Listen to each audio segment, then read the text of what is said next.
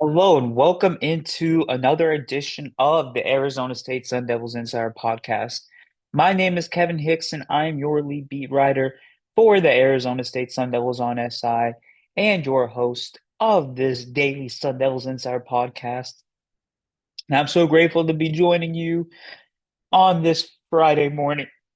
And we are about 40, about 20 some odd 30 some odd hours from Arizona State versus Colorado. Um, yeah, about 30 plus hours out from Arizona State, Colorado. Arizona State is trying to move to 13 and 11 on the season, 4 and 7 in the Big 12 conference, which obviously will help their standing within the league, especially when it comes to posturing for conference tournament positioning, it getting in a more ideal uh, position on the bracket.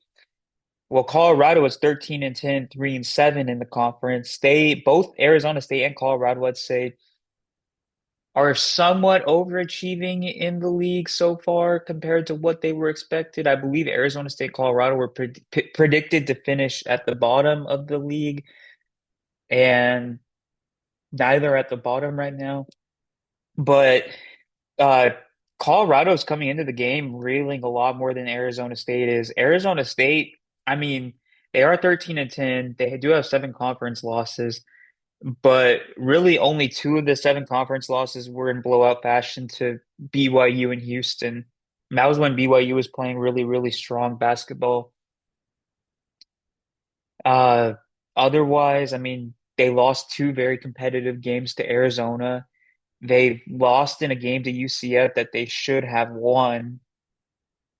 They lost to West Virginia in a game that they really, for all intents and purposes, collapsed in the second half.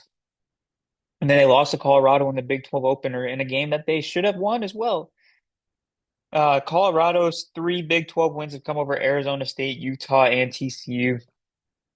TCU was a major victory for Tad Boyle and company as they were coming off of a six-game losing streak. I mean, in that stretch, they lost very, very competitive games to Texas Tech, Cincinnati, West Virginia, Kansas, and UCF. Every single one of those games, besides the loss to West Virginia, were by single digits, and West Virginia was an 11-point loss. They lost to Baylor in the follow-up to the TCU win by nearly 20 points. So they are coming into the game reeling of sorts. And the Arizona State game really serves as an inflection point on their season. If they lose this game, there's a good chance that they are 13 and 13 heading into the final five games of their season.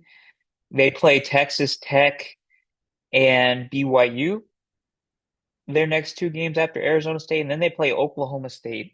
They play Houston on the road, and they play Arizona. So not an ideal stretch by any fragment of the imagination, but they're able to beat Arizona State to secure their 14th win of the season. They might end up being able to get to 16 or 17 victories on the season going into the conference tournament. That's the same goes for Arizona State, really. If Arizona State wins this game, secures their 13th victory of the season, they will really be in a strong position to finish with around 17 victories, in my estimation. They do play Oklahoma State next, and Oklahoma State is coming off of a very, very impressive win over BYU, but I'm still categorizing that as a winnable game for the Sun Devils. I think Baylor and TCU both serve as winnable games for Arizona State, despite them both being on the road. And I think Utah's a game that they should win at home. I mean, the fact that they won at Utah with the seven-man rotation, I think if they get a little healthier and the fact that they're at home, that should give them quite the advantage. So if they beat Colorado, that would be 17 wins if they win all those games that I think they can win, and that's not including potential upsets against Kansas, against an Iowa State, or against a Texas Tech. So before we wrap up today's show, I kind of wanted to give another little rundown of Colorado and their season. Colorado's offensive attack has been a little more consistent than Arizona State's, but I think Arizona State has the higher ceiling with Mo Odom, Basamba Diop, and Pig Johnson leading the charge. Both defenses have roughly been the same this season. Arizona State's a little better at creating chaos. They average about a steal more per game and about a block more per game. Um, yeah, Colorado has talent. There's not really any denying that. They have four players that have played in every single game this season, and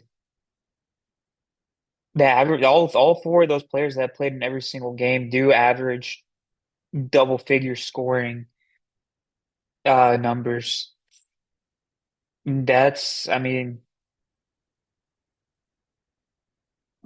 mean, Barrington Hargress,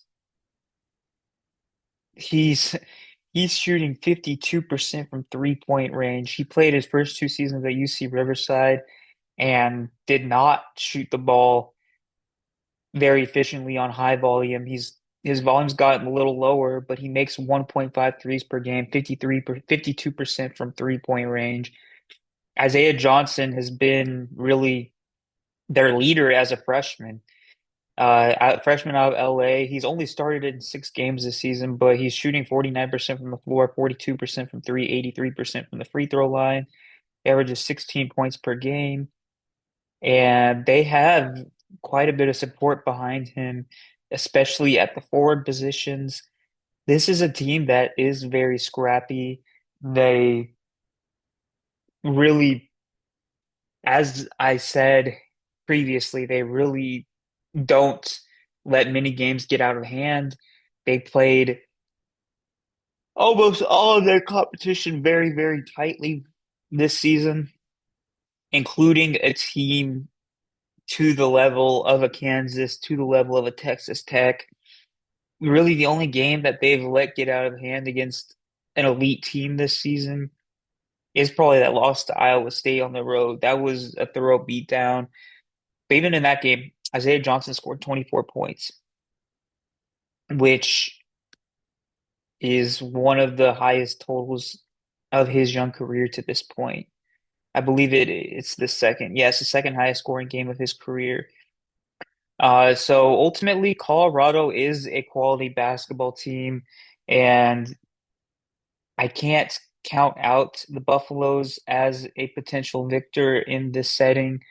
But ultimately, I think Arizona State continues to navigate the Bobby Hurley, the potential final stretches of the Bobby Hurley era with the victory. I think that the players are going to go all out for Coach Hurley. I think that the momentum that they built in the first half on Wednesday carries over.